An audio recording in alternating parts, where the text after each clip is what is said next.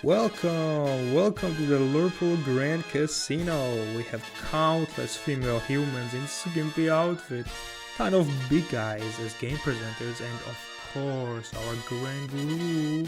House never wins, totally. So sit on down at one of our tables. Today is great as any to make a regrettable decision.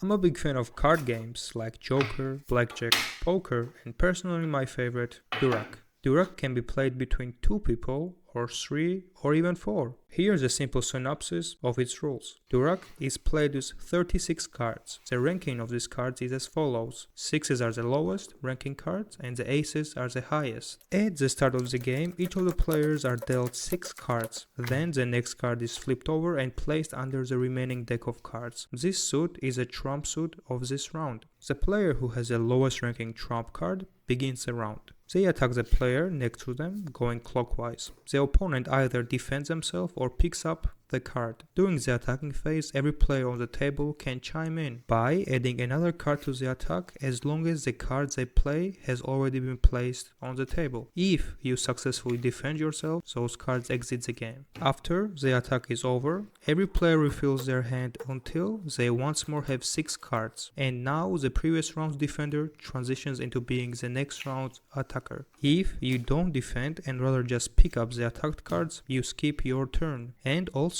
when you're attacking and you have cards that share the same value, you can play them at the same time. You continue going in this loop until there's no more cards left in the deck and someone has ran out of all their cards. Simple stuff, right? The interesting thing about durak is that it was invented in the late 18th century. Also, other games like poker was invented between the 1810 and 1825s. Blackjack was invented around 1700s. We begin to see a pattern here. Every single iconic card game was invented hundreds of years ago, which got me thinking, why haven't we seen new iconic card games being thought of after the 2000s? This way of thinking led me to another idea. Why not make my own card game? So I did. Introducing MG. Let's quickly get rid of the professional drip. Things are about to get real ghetto. To play MG, you require 2 to 5 unique decks. Unique meaning that all of the decks need to have a different design or color, to the point that they are distinguishable from each other. MG is played between 2 people. The goal is for you to get a higher overall score than your opponent. The structure of the game is split between 3 acts. First is the initial draw. Both of the players decide to pick up 5 to 10 cards each. They pick them up in turns. Whoever finishes picking up their cards first gets the first move of the game. The second act is the setup. During this act, you get few options. 1. You can force a trade with your opponent, during which both of you blindly pick out 1 card from the other's hand. 2. You can choose to discard one of your cards. If you do so, you have to pick a card out and set it aside, flipped over. Depending on how many cards you decide to pick up during the initial draw, sets the max card amount you can carry in your hand. When you discard a card, your card amount goes down by 1. At this stage, you can choose to draw a card from the deck or to simply stand as you are. The discarded card can always be picked up once again. Keep in mind though that the opponent can choose to steal your discarded card as well. 3. Putting a card aside. You can pick a card out and put it aside facing downwards. For every turn this card goes untouched, it gains +1 to its value. This card can be picked up both by you and your opponent as well.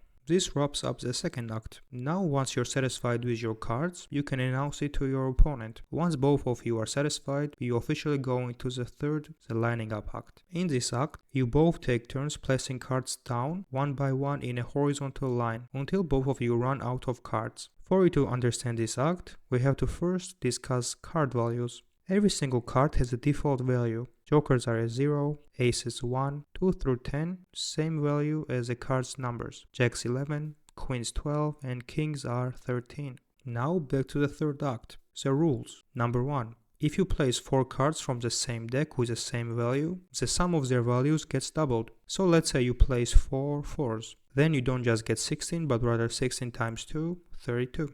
2. You can choose to not place a card on your arrangement, but rather on your opponent's, on whichever slot you like. 3.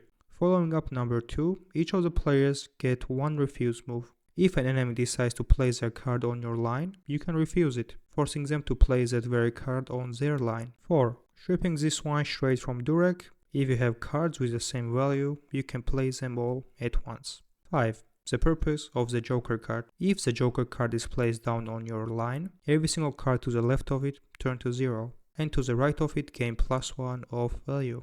6. If you get multiple exact same cards from different decks, so let's say 2 King of Hearts. If these had different suits, they would amount to the score of 26. But since their suits match, their sum gets multiplied by their amounts. If you have 3 King of Hearts, your score would be 117.